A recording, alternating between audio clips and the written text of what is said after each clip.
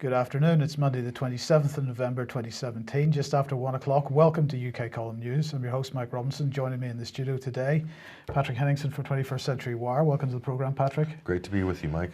We're going to get straight on, lots to get through. We'll start off with this. That Theresa May is to keep the final Brexit bill secret, fueling fears the final divorce settlement will soar far higher than the £40 billion already offered. This is according to the Daily Mail Online. They're saying that Theresa May has agreed to double the exit bill, the bill that we will pay when we leave the European Union, from £20 billion to £40 billion.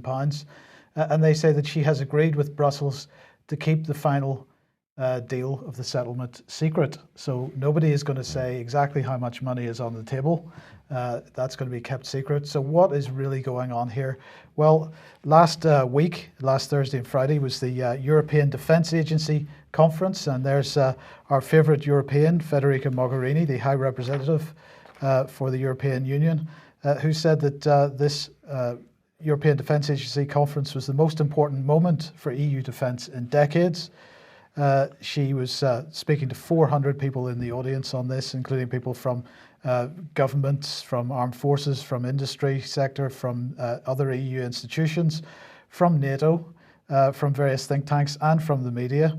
The media in Britain, unfortunately, didn't seem to cover this in any great detail. She said that the EU is at the most important moment. This is the most important moment for European defence in decades.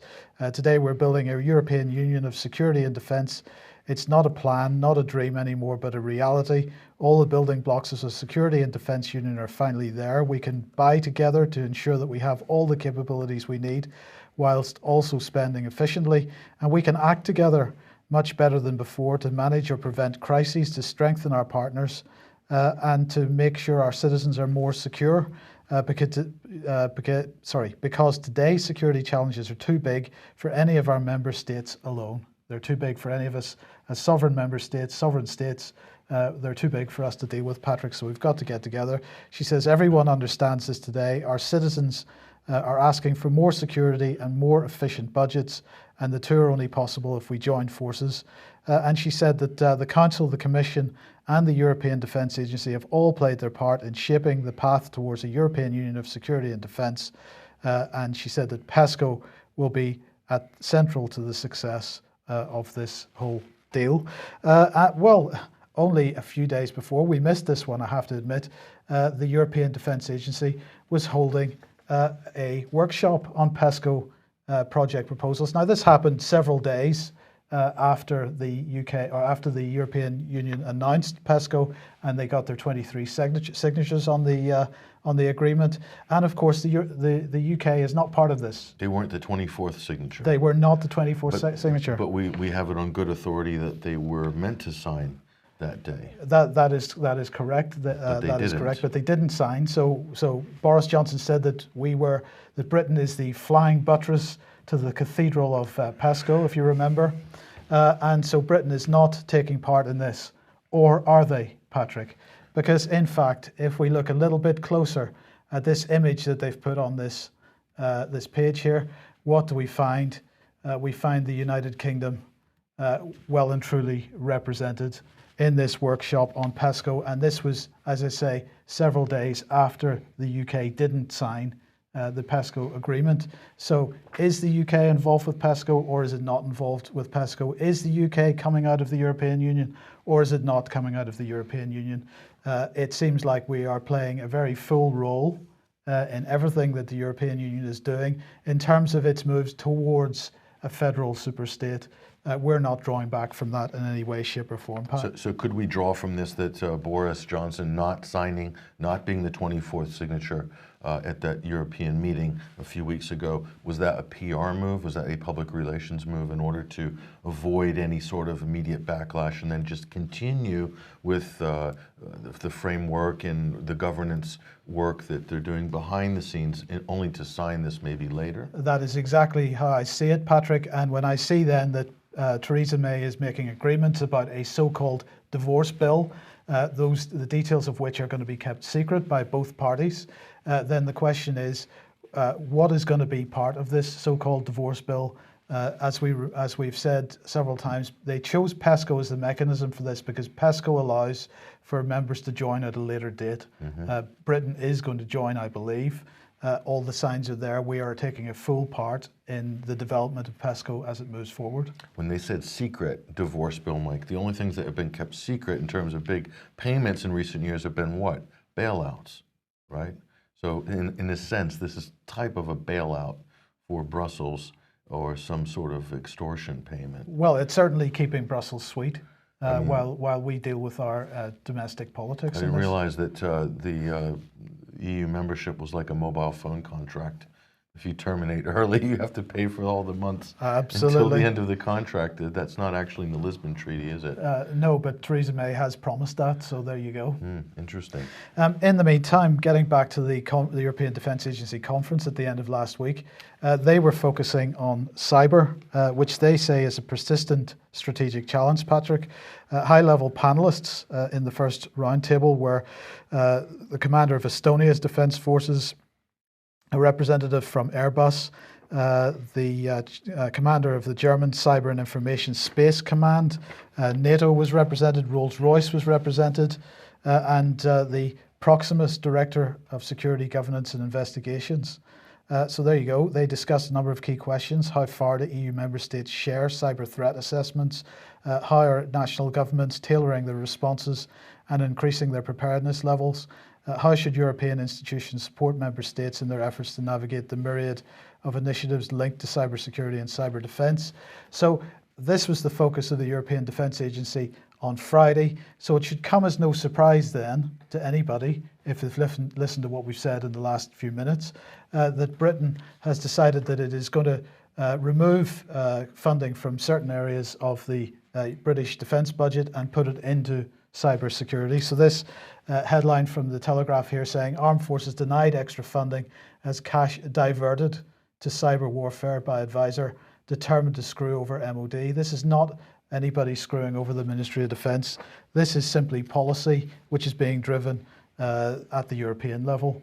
We're seeing the outcome of that with money being diverted into this area. So what's the Telegraph, what's the mainstream media doing here? They're trying to frame this into sort of some internal battle, some internal intrigue, is kind of a diversion to mislead the public in a way. Absolutely, yeah. Don't we see the media do this constantly, Mike? They do not want people to look at sort of overarching policies.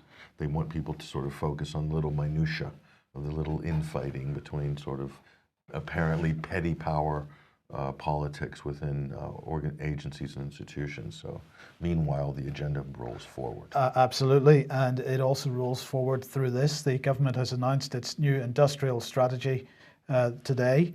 Well, what are they talking about? Throughout 2017, they say they work on the foundations of the work on the foundations of the industrial strategy has been building. So they launched a green paper. They launched a review of artificial intelligence.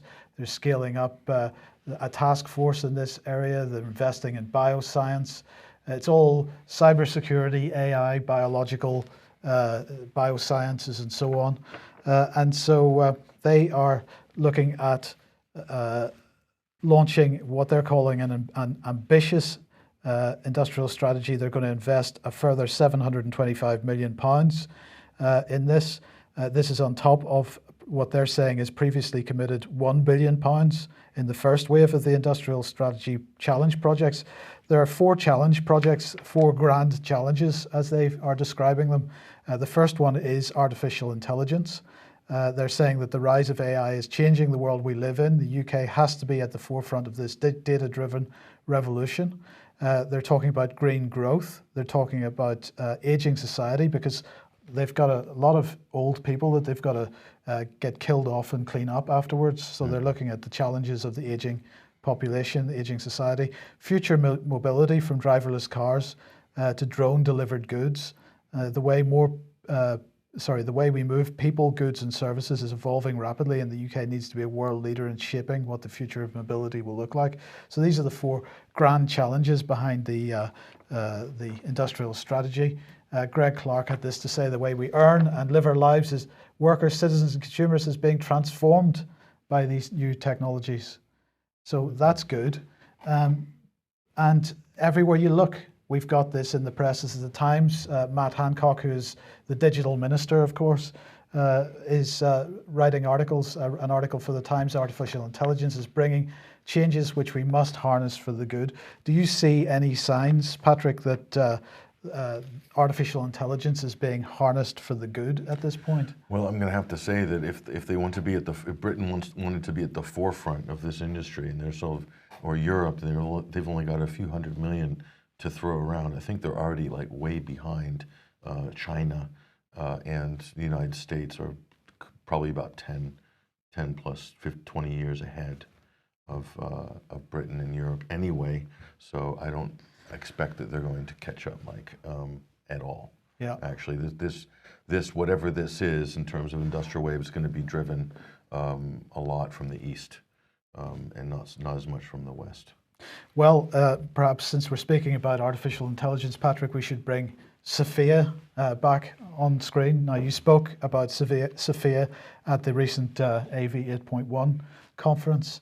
She, of course, has received her citizenship from Saudi Arabia. Well, now she wants to start a family. And I have to say that the coverage in the mainstream press of this, the word you used earlier was gushing. It is disgusting, actually. Yeah, well, the tech press is gushing. Of course, this is Dubai hosting this event on the back of the Saudi Arabia Technology Summit there, where they offered offered it a passport and Saudi citizenship. What a I guess she drew this short straw, Mike, to get a Saudi passport. She won't be able to drive, firstly. But anyway, so there it is in Dubai, and so this is the world's first celebrity android, basically, Mike. With no legs, it's only half an android. Developed by Hanson Robotics, and guess where they're based? They moved from Texas to China. Right. Right. So China's at the forefront of this technology.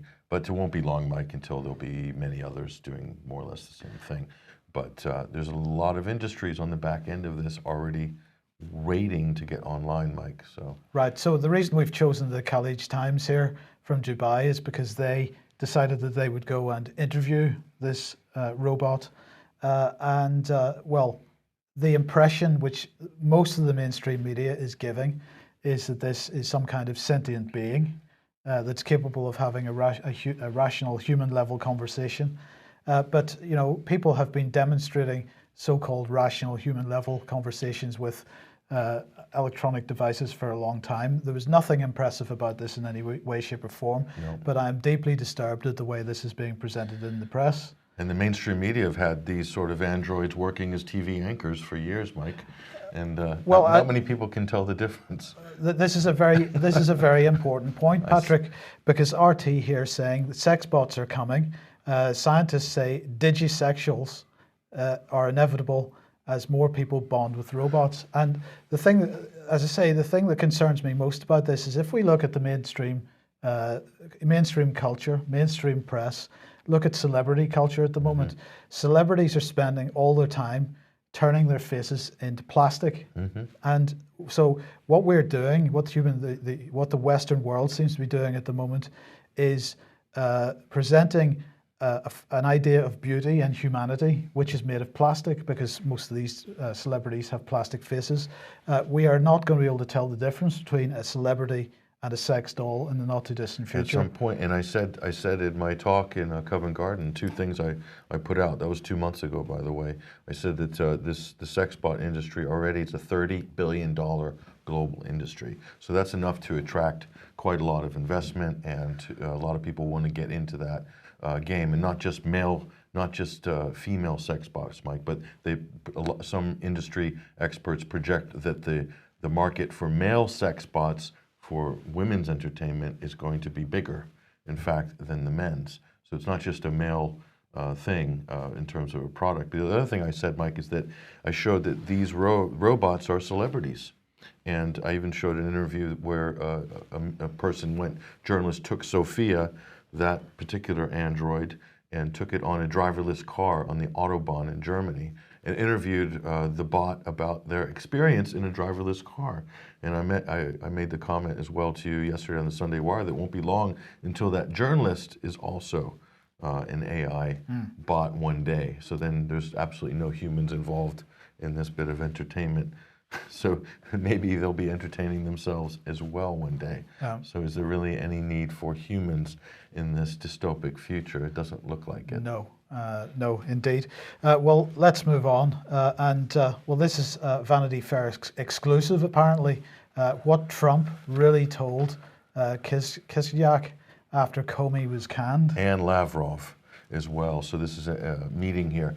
So so the Russians are at it here with Trump, is that right? Well, when the Russians went to visit Trump earlier in the fall, much was made about the fact that Russian photographers were allowed to take pictures and the U.S. weren't. So what did Trump say to the Russians behind closed doors during that? And so Howard Bloom is the author of that article. And if you go back there, they're basically accusing Donald Trump of leaking intelligence, secret intelligence, which was given to the U.S. apparently from the Israelis about ISIS. That apparently Israel claims they had an undercover agent or a double agent or spy or an embed in ISIS who gave intel about laptop bombs, which went on to sort of, you saw the laptop ban in airports. That was supposedly based on this intelligence. So this was a violation by Donald Trump by talking to the Russians about this. This is somehow a violation of U.S.-Israeli trust.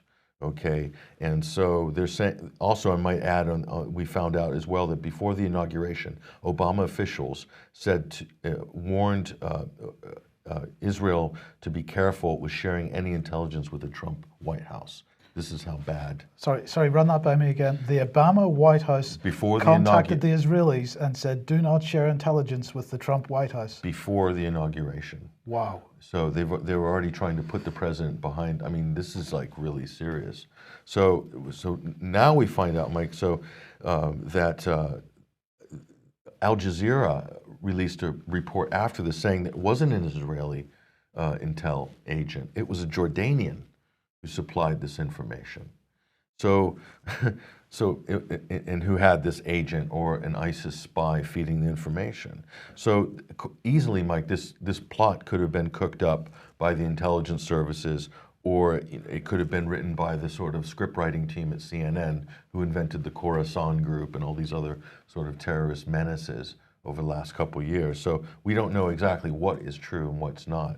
And so this Vanity Fair piece is also a hit piece on Trump. So it's trying to make Trump look bad. So my question is this: why would do the Russians need any intel about Syria at all? I mean, even if it was true, they have mountains of intelligence about ISIS, because Russia's actually in Syria working with the Syrian government at the invitation of the Syrian government. They're actually legally in Syria, unlike the United States and unlike Israel, whatever it feels like its business is. So that's interesting. And by the way, the president can't leak this as intelligence to the Russians. As a president of the United States, it's within his discretion to share whatever he wants. With anyone? With any other head of state. And certainly if they have a mutual interest in defeating ISIS, which one would hope they would, Mike, then that would have been fair game. Not that it was any big secret, or what exactly was it? Jordanian intelligence? So I don't know what exactly is going on here, Mike. So it seems like a bit of fiction. So let's in terms of sharing intelligence with the Israelis, with the United States, Israel has a kind of a history, Mike, of spying on the United States. Not just 1, 2, or 3 examples when we have this U.S. arrest of 200 young Israelis here, 2002. You can see that in that Telegraph article there. And then we have other reports, including Jerusalem Post, Israeli espionage hushed up by White House officials, and we have the Franklin affair. This was also broken in the early 2000s. This is Israeli spying within the Pentagon. And then we have the case of Jonathan Pollard, naval intelligence person as well, and so that was a big high-profile Israeli espionage case where you have Al Gore's phone being tapped in '98. We've got Zalman Shapiro supplying uranium, which was stolen from the U.S. and given to Israel in the early 60s. So it's on and on and on. So what is all this spying that Israel does on the United States, which doesn't get a lot of great media coverage generally because nobody likes to talk about it? What's it all about, Mike? Why would Israel want to be spying on their best buddy, the United States? And there can only be one answer to that, and that is blackmail. And so here's this book, which a lot of people didn't pick up on recently, which was Clinton Incorporated, The Audacious Rebuilding of a Political Machine. Rebuilding of a Political Machine by Daniel Halper. Yeah. What is in this book, Mike, is explosive. Bill Clinton blackmailed by Benjamin Netanyahu over the Monica Lewinsky sex tapes, and we published this article a few years ago. Yeah. Of course, this didn't get much coverage at all in the mainstream media because it was highly verboten for many reasons, because it came out during sort of Hillary's presidential run, as it were. So there's blackmail there by Israel over the U.S.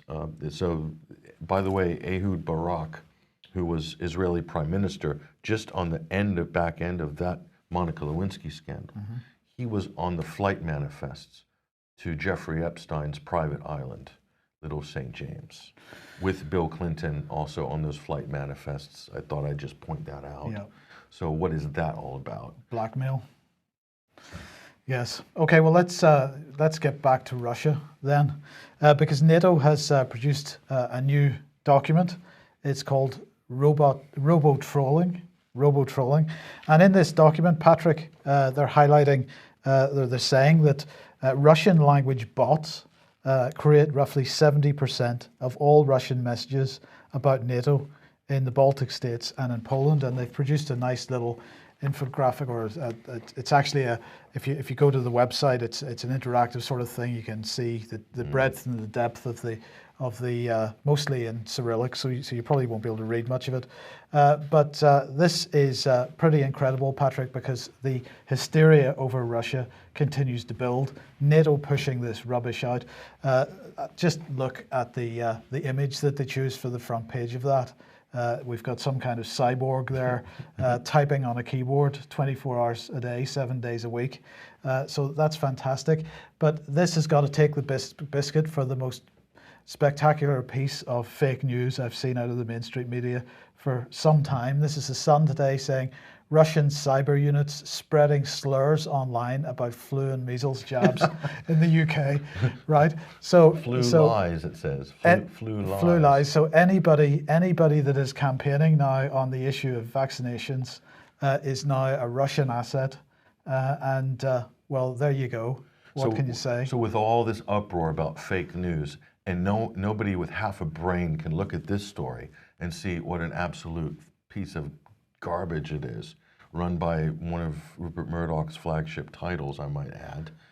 Is this not fake news? But what is the point of this story, Mike?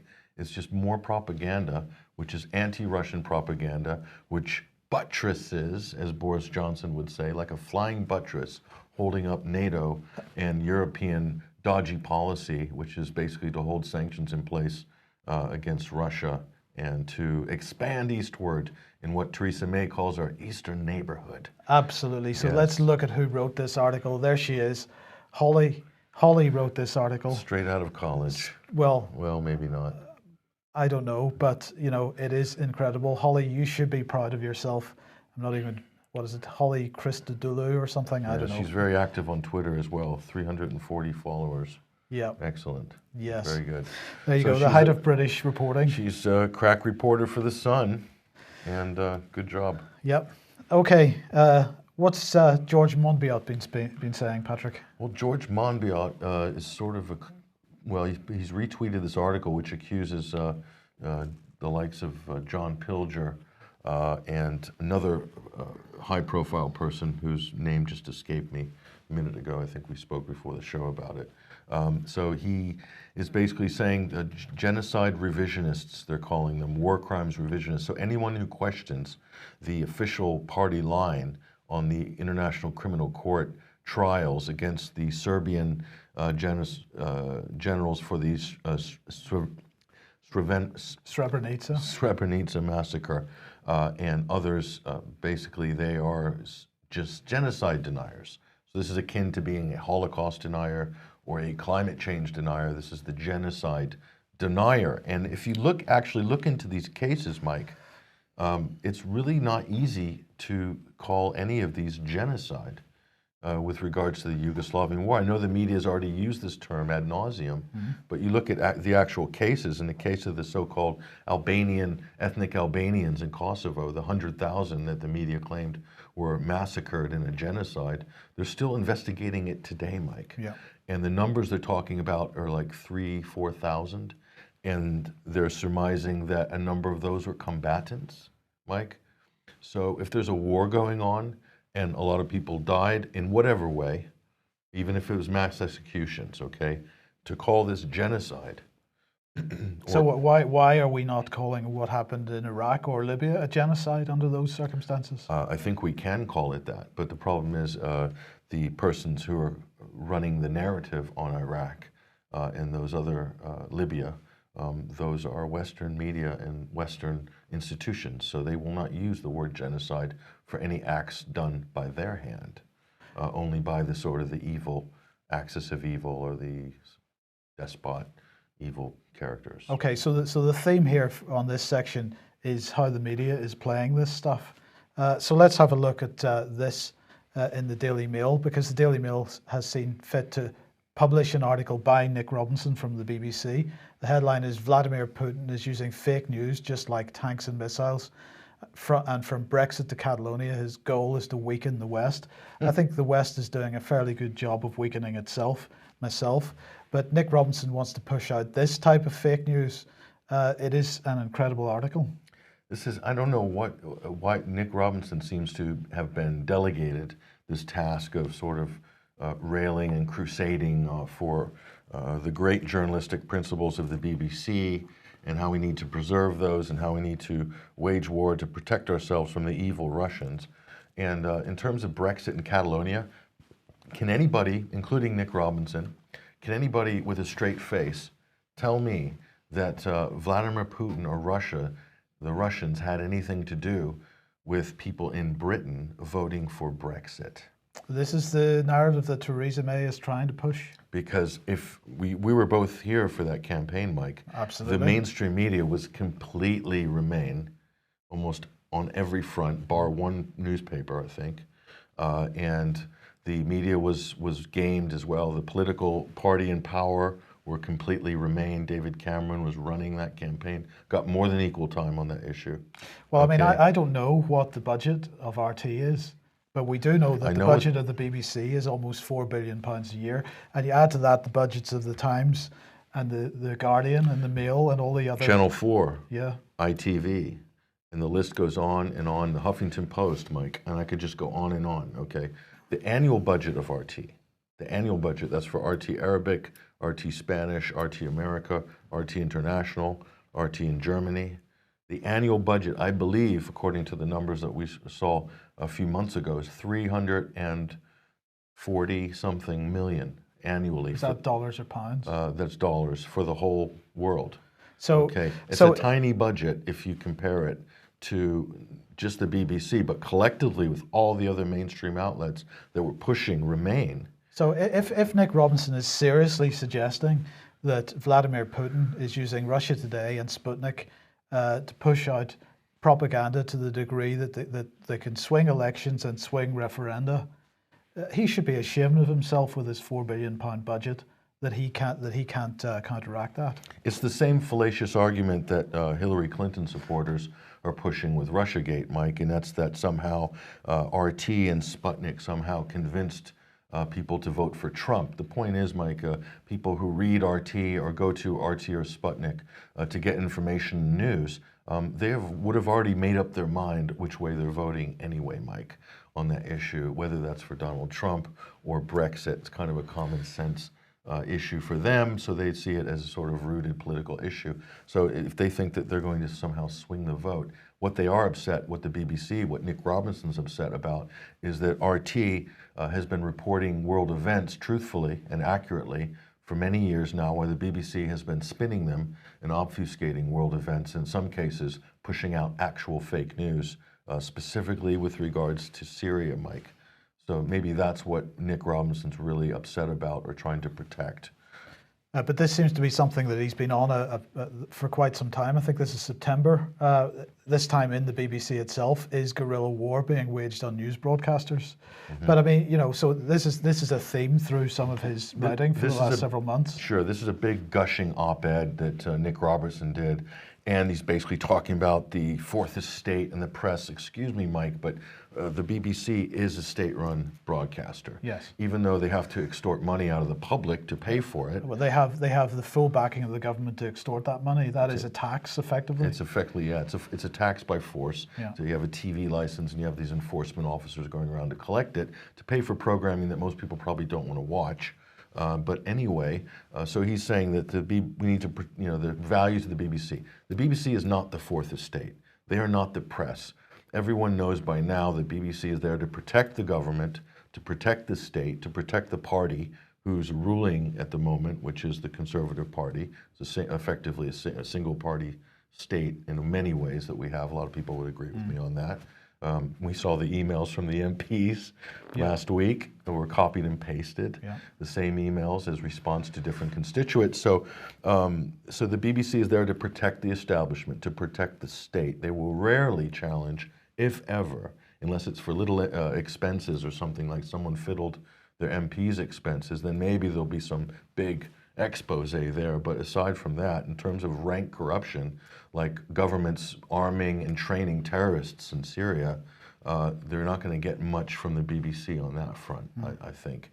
But you do have a chance to get that from independent press or even commercial media outlets. And the fact that RT has been challenging on so many of those fronts, I'm sure that's really upset quite a lot of people who are involved in the actual illegal subterfuge in some of these operations like Syria and Libya, countries like Britain, like France, like the United States, like many other EU member states and NATO member states, are involved in actual illegal subterfuge, undermining governments, undermining states. Well, we know that the BBC is with BBC Media Action, for example. But I mean, his allegation is that Russia trying to affect what's going on in foreign countries by pushing propaganda. The BBC would never do that, Patrick. Of course they wouldn't. But, so they didn't do it in 2002 when they were running headlines like Iraq sought African uranium The yellow cake and uranium. Iraq weapons dossier at a glance. Yeah. So they took the dossier that Tony Blair had pushed out to justify going to war, and they published it in full. And not only did they publish it in full, but they created articles like this, which were summaries of the full dossier. So they did the whole works. So hold those up on screen, Mike. And so people like Nick Robertson from the BBC, Robinson, yeah. Nick Robinson from the BBC are basically saying that RT or the Russian Kremlin propaganda outlets amplifying fake news and so forth. What is the BBC doing here in the run-up to the Iraq War? One of the biggest military lies and disasters in modern history, Mike. Yeah.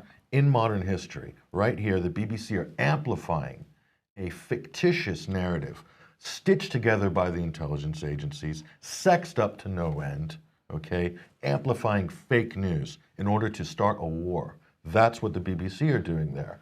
History has proven that out, unless Nick wants to debate that point. Well, indeed, and he's welcome to. He is absolutely welcome to. Let's not forget this.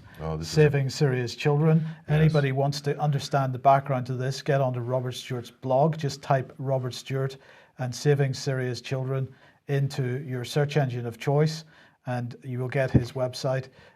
This is spectacular stuff, Patrick. Yes, this is after a chemical attack, Mike. Allegedly. And remember the timing of this, just after the vote by members of Parliament in 2013 on whether we were going to bomb Syria or not.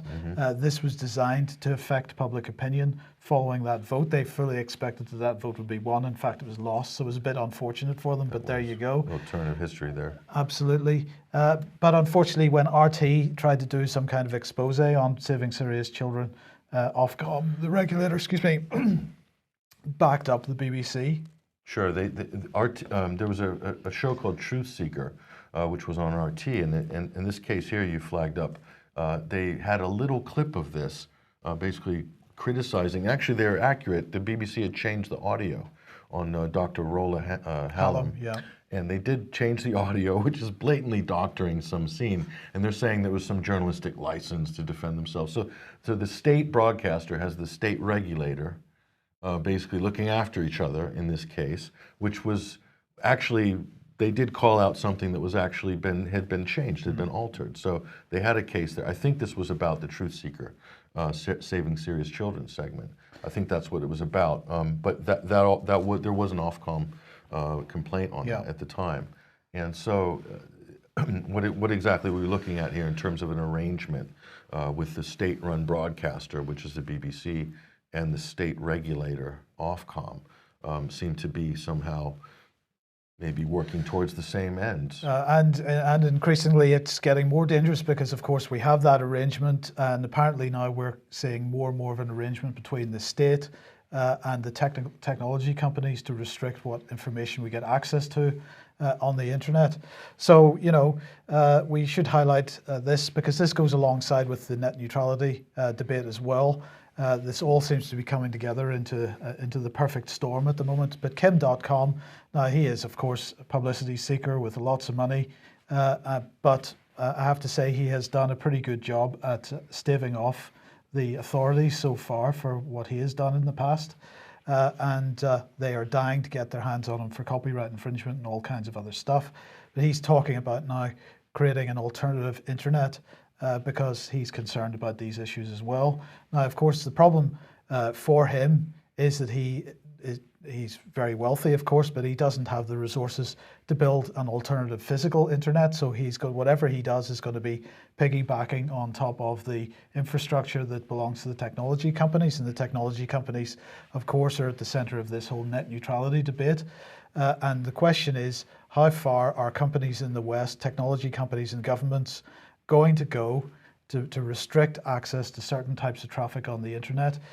They are quite happy to criticize the Chinese for the Great Firewall of China, but whatever he does, whatever protocols he builds his new system on, he's going to always be in a fight to try to make sure that that governments and corporations don't simply block whatever he's trying to build.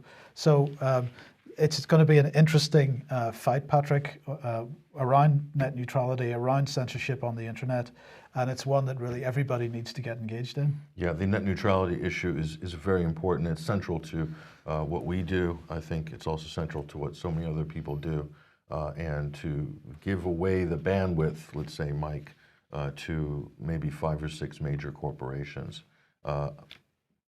This is not going to be a good precedent, and I don't think you'll be able to take that back. No. Once that's given away, and that people should just take note of that.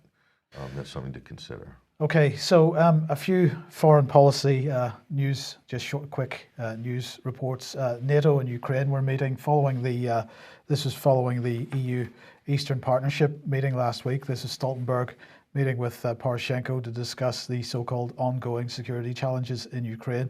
Of course, more anti-Russia stuff going on here. They're really just trying to build the network. Now, I think yesterday on the Sunday Wire, Patrick, you were complaining bitterly that that Daesh, ISIS, whatever you want to call it, had been defeated, but we almost knew nothing about it in the mainstream press. You'll be glad to know that the government was pushing this out today. So Daesh in disarray, apparently with dripping letters and Halloween graphic from the government. Halloween graphic, you know, a little bit late. They're creative. saying that in October, Daesh propaganda output was 85% less than it was at its peak in August 2015. Oh, fantastic! And this is all because of the work of the Global Coalition. Well, it's true, and especially if the Global Coalition has been putting out Daesh propaganda, Mike. That's exactly what yes. That must mean that site intelligence must have been closed for the month. Maybe that's why it dropped so much. But congratulations to the creative department of the government for the nice Halloween font on the Daesh in disarray. I think that's very professional and definitely befitting of a major superpower. Yes. Well done. Well done. Well done. Yeah. Now, on more serious issues, just briefly, United Nations saying 11 million Yemen children desperately need aid. I just say again, I'm very concerned about the way that Yemen is being used at the moment. I'm not clear exactly what the narrative is going to be. The BBC has suddenly, having ignored Yemen for the last few years, has decided that it's going to do a Syria-like. It's running more and more Syria-style reports on Yemen. Comments, diaries from doctors, and all this kind of stuff. We saw this type of stuff from Syria. The Yemeni situation needs to be dealt with, and Britain right at the heart of that policy. Sure. So what's happening in Yemen is interesting. So in terms of Syria, the Western media could only get on the ground in so-called rebel-held areas, or what we now know are terrorist-held areas, Mike. So in terms of controlling the narrative, it's kind of difficult. In Yemen, the Western media would like to get, I'm talking about the UK and the US, would like to get into demonize the Houthis, which they're going to say are Iranian-backed, and then sort of blame everything and cause this sort of daisy chain of causation to Tehran in order to back sort of a wider aggressive geopolitical stance against Iran, and then join arms with their brothers in arms in Saudi Arabia and Israel and so forth. And then we have the stages that are required for the run-up to maybe a larger war down the road. So that's what the media would like to do. The problem is, Mike, they can't get in to some of these areas in Yemen in order to create facts on the ground. And they had the same problem in Syria. So what this resulted in Syria, Mike, was that the West lost. Essentially in Syria, and their terrorist proxies lost because they couldn't create facts on the ground, media-wise. And so they're running into the same problem in Yemen. And you know what they call it? Yemen is one of the nicknames of Yemen is the graveyard of invaders.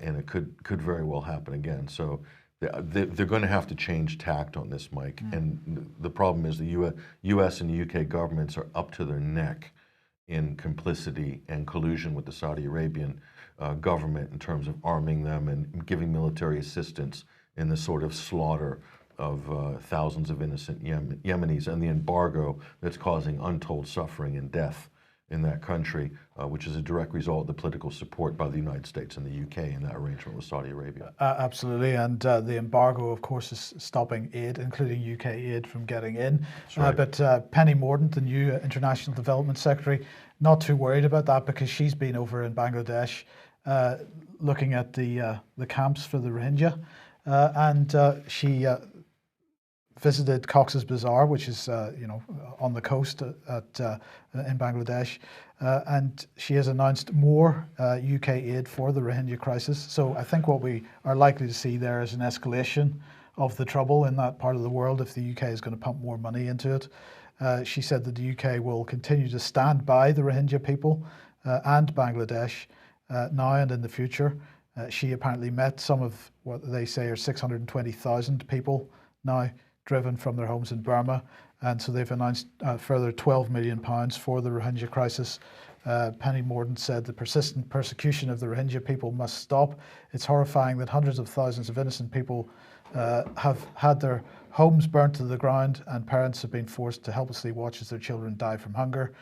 This looks like ethnic cleansing. Well, I suppose the British would recognise it if they see it.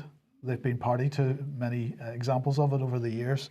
The Burmese military must end this inhumane violence and guarantee unrestricted humanitarian access. Take that script, Mike, and replace Burma with Syria government, or just take that script, and it's almost like it's a copy and paste of what we saw in the early days of the Syrian conflict. That is the bit that concerns me most. And when she says that UK aid is being pumped into this, what's it being pumped in for? We don't get any transparency on where the money is actually going at the end of the day. It's not going to these people, I believe. And if you see any white helmets in Burma, in these areas like Cox's Bazar, then you know that some real trouble is coming. Yeah. Okay, we'll leave it there. Thank you very much, Patrick. Oh, by the way, I just want to give a shout out. We found, this is from Workhouse in the chat room. Workhouse said, my smart toaster burnt both sides of the toast this morning, and having read today's newspaper, and so I can immediately believe that my toaster was hacked by the Russians. And so how can we call ourselves a sovereign country if Russia can burn our toast? Yes. And he's got very good point there, Workhouse. Thanks for joining us. We will be back at the same time, 1 p.m. tomorrow. Bye-bye.